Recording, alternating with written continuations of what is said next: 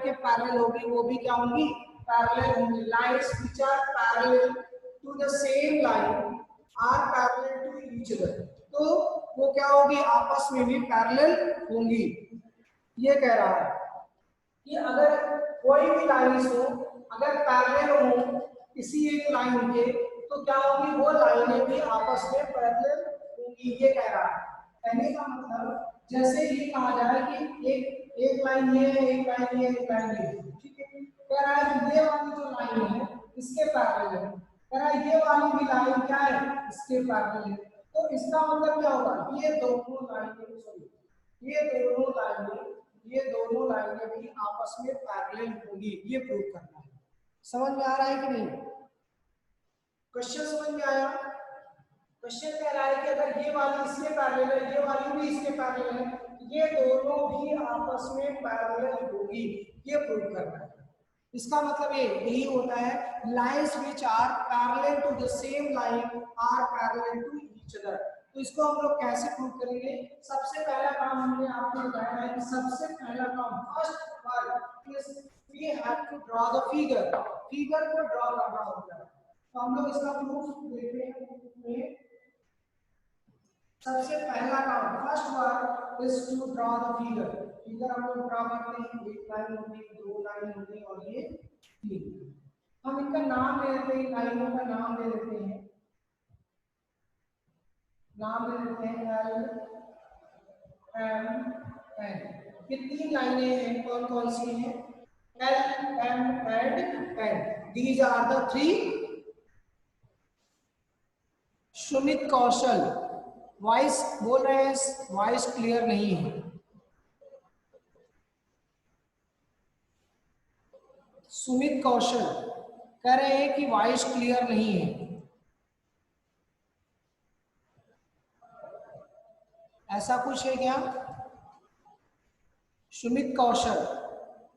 No sir, आ रही है अच्छे से वॉइस। आ रही है ना? Yes sir. सर आवाज आ रही है। ओके, अब नहीं बोलिए। आ रही है। अब नहीं बोलिए, आपसे मैंने कहा। तो आपका ये ट्रांसवर्सल, यहाँ पर हमको अगर इसको प्रूव करना है, एक ट्रांसवर्सल, यहाँ पर जो गिवन कंडीशन है वो मैं लिख दे रहा हूँ। गिवन क्या है? गिवन है आपका line m parallel to l and n parallel to n, इस तरीके से दिया हुआ है। इसका मतलब क्या होता है वो भी समझ लीजिए। m ये सिंबल है पैरेलल का, this is the symbol for to denote the parallel lines. ये किसका सिंबल है? पैरेलल का, पैरेलल लाइंस का। समझ में आ रहा है कि नहीं? ये किसका सिंबल है? पैरेलल लाइंस का सिंबल है। याद रखिएगा आप लोग, this is the symbol to indicate the parallel lines. तो ये पैरेलल लाइंस को इंडिकेट करने का एक सिंबल है। तो हम लोग मैथमेटिक्स में ये पूरा ये नाम राइट करके हम लोग क्या करेंगे, इस सिंबल से इंडिकेट करेंगे। ध्यान रखिएगा आप लोग। तो आपको करना क्या है कि यहाँ पर जो गिवन कंडीशन है, क्वेश्चन कह रहा है कि m parallel to l and n parallel to n। देखिए ये आप थ्योरम पढ़ करके आपको चीजें जल्दी समझ में नहीं आएगी मैथमेटिकली, जब तक कि इसको समझाया ना जाए। इसका मतलब ये lines which are parallel to the same line, कहने का मतलब सेम लाइन क्या हो गया? m पैरेलल टू l, ये भी सेम लाइन हो गया, l भी किसके है? l के ही पैरेलल, तो सेम लाइन हो गया। फिर आगे कह रहा है same line are parallel to each other. अगर ऐसा है कि ये भी आपस में क्या होंगे? पैरेलल। मींस इन दोनों की बात कर रहा है कि ये भी आपस में क्या हो जाएंगे? पैरेलल हो जाएंगे, ये प्रूव करना है। तो गिवन ये होता है l and parallel to l, then to prove क्या करना है? प्रूव करना है m parallel to n prove करना है। m parallel to n prove करना है, ध्यान से समझिएगा, ठीक है। अब हम लोग चलते हैं प्रूफ की ओर।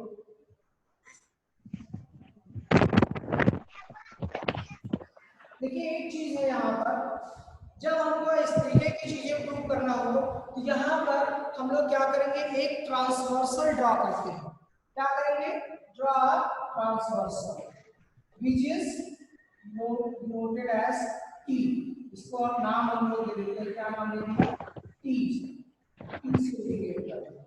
ठीक, इसको हम लोग किससे इंडिकेट कर देते हैं, इस ट्रांसवर्सल लाइन को T से इंडिकेट कर देते हैं। ठीक, अब इसके द्वारा हम लोगों के पास तीन एंगल्स बनते हैं, कौन कौन से, 1 2 एंड ये तीन एंगल्स आपके बन जाते हैं। ठीक है, अब जो क्वेश्चन दिया है उसके अकॉर्डिंग हम लोग जो थ्योरम्स हम लोग प्रूव कर चुके हैं उसकी हेल्प लेंगे, और अगर हम लोग लिख क्या पाएंगे वो समझिए। अगर हम लोग इसके अकॉर्डिंग कहें, यहाँ पर क्या दिया गिवन में है, since m parallel to l, क्या लिखा है, since m parallel to l, ये कहाँ से मिला है, गिवन कंडीशन, गिवन सिचुएशन। अगर ये दिया हुआ है l पैरेलल टू m या m पैरेलल टू l अगर है, इसका मतलब angle 1 is equal to angle 2 हो जाएगा। It means therefore angle 2 is equal to angle 1। ठीक है, क्यों हो गया, करस्पॉन्डिंग एंगल्स।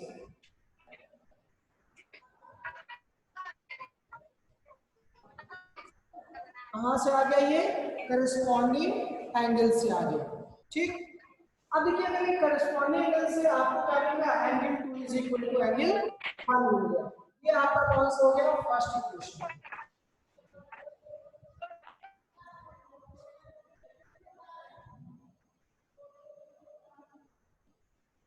ये आप लोगों के यहाँ से नॉइस बहुत होती रहती है, मुझे लगता है सबको म्यूट करना पड़ेगा।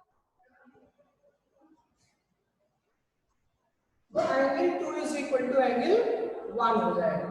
दूसरी सिचुएशन की अगर बात करें तो यहाँ पर दिया है n पैरेलल टू l, सिंस n पैरेलल टू l, ये भी कहां से मिल रहा है, गिवन सिचुएशन से।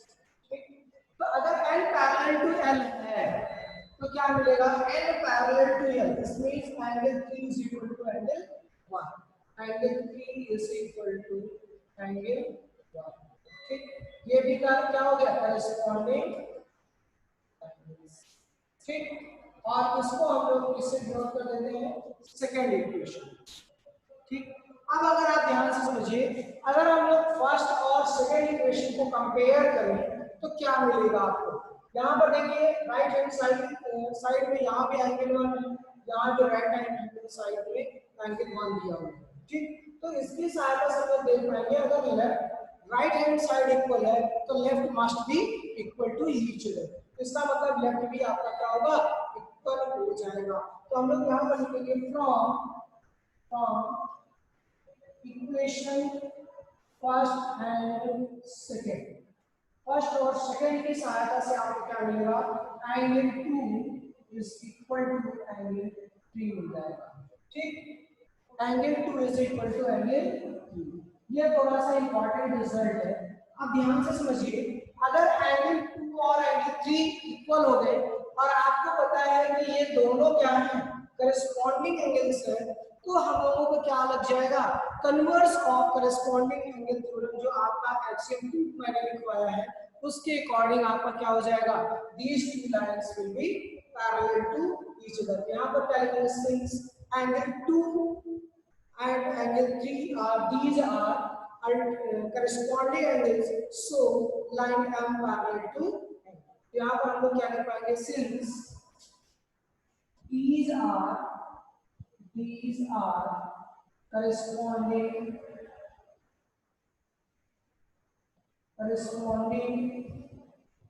angles, so m parallel to m parallel to hence 2, और ये इस तरीके से नोट कर लीजिए। ये क्वेश्चन एग्जाम में कभी कभी आ जाता है, ध्यान रखिएगा, please note it as soon. और एक चीज याद रखिएगा, अगर आपको इसमें कहीं कोई डाउट हो, मैं अभी सबको म्यूट कर दे रहा हूँ, अनम्यूट कर दे रहा हूँ, और आप लोग बताइए कि इस क्वेश्चन में कोई डाउट तो नहीं है किसी को। Is there any doubt to any student in this question? किसी को कोई प्रॉब्लम हो तो बताइए। No sir. अगर नहीं समझ में आ रहा तो भी बताइए। एग्जाम्पल नंबर 4 हम लोग डिस्कस करने चल रहे हैं, इंपॉर्टेंट क्वेश्चन भी है, आप लोग देखिएगा इसको। कह रहा है इन फिगर 6.24 बुक में देखिए, कह रहा है कि 6.24 में कह रहा है if PQ parallel to RS angle MXQ is equal to 135 degree and angle MYR is equal to 40 degree, find angle XMY। तो आपको क्या निकालना है, XMY एंगल निकालना है। सबसे पहला काम हम लोग क्या ड्रॉ कर लें, ये है ड्रॉ द फिगर्स। फिगर हम लोग बना लें। क्या कह रहा है, PQ एक लाइन है और दूसरी लाइन के PQ है, गिवन है, और दूसरी लाइन का है RS है, RS है, ठीक। और इसमें लाइन का पॉइंट है, ऐसे करके ऐसे किया है, इस पॉइंट का नाम दिया है x दिया है, और दूसरा है एक y है, और इसका नाम m दिया है, ठीक। क्वेश्चन में कह रहा है PQ पैरेलल टू RS, ये दोनों लाइनें आपस में क्या है, पैरेलल दिया हुआ है। और कह रहा है angle MXQ, angle MXQ is equal to 135 degree, 135, ठीक। और इसमें दिया है, दूसरा दिया है एंगल MRY, MYR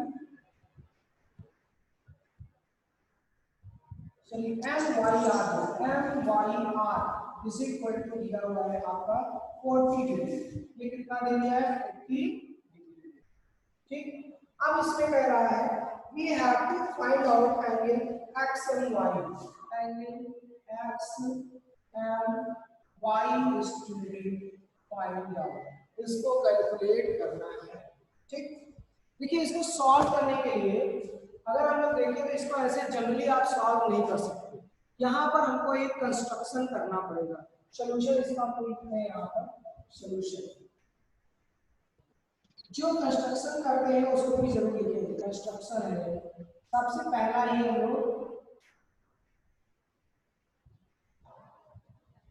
कंस्ट्रक्शन ही कर रहे हैं। इसमें जो कंस्ट्रक्शन है वो क्या बन रहा है वो भी देख लीजिए। कंस्ट्रक्शन हमें क्या करना पड़ेगा, draw a line which is parallel to PQ passes through M। PQ के पैरेलल एक लाइन ड्रॉ करते हैं जो कहां से पास हो रही है, M से पास हो रही है, और इसका नाम हम लोग ले लेते हैं, कुछ भी नाम दे दीजिए, AB ले लीजिए, AB, ठीक है। तो यहाँ पर जो कंस्ट्रक्शन है उसको हम लोगों को लिखना भी पड़ेगा। कंस्ट्रक्शन हमने क्या किया है, draw a line AB, draw a line AB which is parallel to PQ, which is parallel to PQ, passes through